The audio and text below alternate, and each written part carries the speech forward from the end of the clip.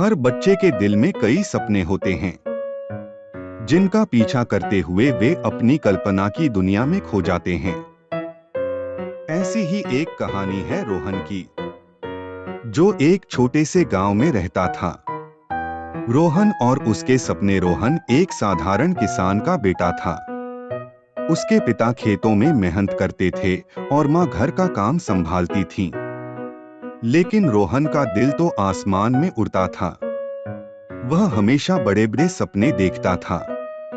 कभी वह एक पायलट बनने का सपना देखता, तो कभी एक महान वैज्ञानिक। रोहन के स्कूल के दिन। रोहन का स्कूल गांव से कुछ दूर था, जहां वह पैदल ही जाता था। स्कूल में पढ़ाई के अलावा रोहन को सबसे ज्यादा पसंद था विज्ञान के प्रयोग। एक दिन शिक्षक ने बच्चों से उनके सपनों के बारे में पूछा। रोहन ने बिना झिझक के कहा, मैं बड़ा होकर वैज्ञानिक बनना चाहता हूँ और नई खोज करना चाहता हूँ। रोहन का सपना देखना आसान था, लेकिन उसे पूरा करना उतना ही मुश्किल।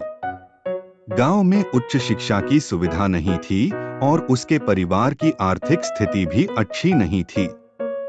लेकिन रोहन ने हार नहीं मानी।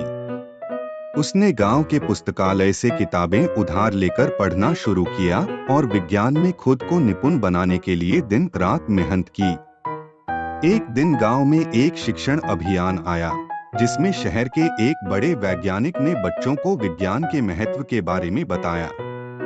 रोहन ने भी इस कार्यक्रम में हिस्सा लिया और वैज्ञानिक से अपने सपनों के बारे में बताया। वैज्ञानिक रोहन की मेहनत और उत्साह से प्रभावित हुए और उसे शहर के एक अच्छे स्कूल में दाखिला दिलाने में मदद की। शहर में आकर रोहन ने नई चीजें सीखी। उसने अपनी पढ़ाई में बहुत मेहनत की और कई विज्ञान प्रतियोगिताओं में भाग लिया। धीरे धीरे उसकी पहचान एक होशियार छात्र के रूप में होने लगी।